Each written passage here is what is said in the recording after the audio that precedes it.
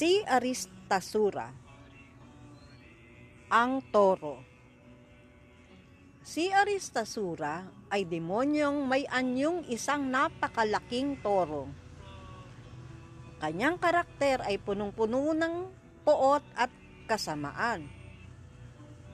At siya ay ipinadala ni Kamsa, ang masamang hari ng Mathura, upang patayin si Krishna. Si Kamsa ay tiyuhin ni Krishna. Ito ay takot na takot sa propesiya na si Krishna ang magiging dahilan ng kanyang kamatayan.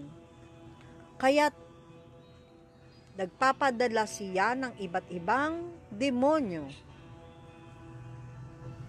sa Brindaban upang subukang patayin si Krishna, at isa na rito si Aristasura. Isang araw, si Krishna at ang kanyang mga kaibigan ay naglalaro sa burol ng Brindaban. Habang sila ay nag-e-enjoy, biglang yumanig ang lupa at narinig nila ang nakabibinging tunog ng mga yabag. Dumating si Aristasura na may anyong isang dambuhalang toro na may pulang mga mata, matulis na sungay at galit na galit. Ang kanyang presensya ay nagdulot ng takot sa mga tao at mga hayop sa Brindaban. Ang kanyang mga yabag ay parang lindol, at ang kanyang malalakas na ungol ay nagparamdam ng matinding pangamba sa lahat ng makakarinig. Nang makita ni Krishna ang dumarating na toro, agad niyang sinabihan ng kanyang mga kaibigan na huwag kayong matakot at kayo ay mananatiling ligtas. Pagkatapos, hinarap niya si Aristasura ng may buong tapang. Si Aristasura ay nagmamadali patungo kay Krishna, handang salakayin siya ng kanyang malalaking sungay. Subalit si Krishna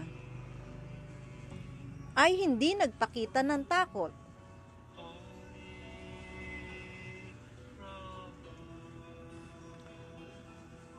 At hinawakan ang kanyang mga sungay at humina ang napakalakas na puwersa ni Aristasura.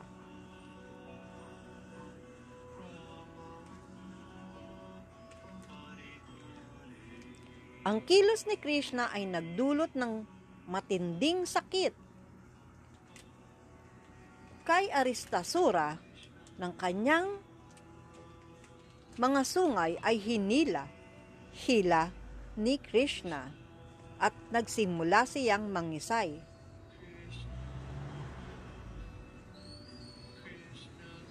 Pinagulong ni Krishna ang kanyang katawan, itinaas sa ere at inihagis ng malayo.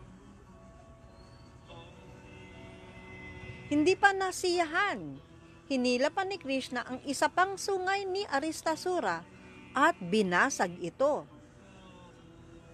Nang makita ng demonyo na hindi siya magtatagumpay, sinubukan niyang umatras, ngunit huli na ang lahat. Pinaslang ni Krishna si Aristasura na bumagsak ang katawan sa lupa at nawalan ng buhay.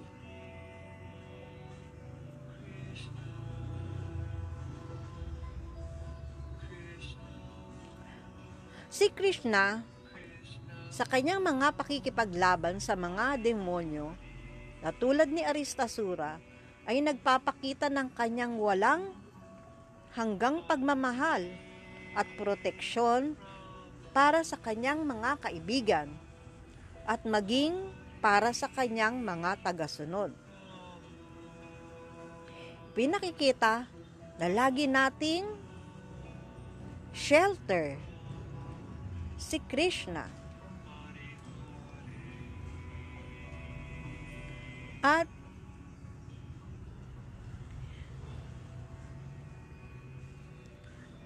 siya lamang talaga ang ating tunay na kaibigan, ang ating tunay na kanlungan. Haribo.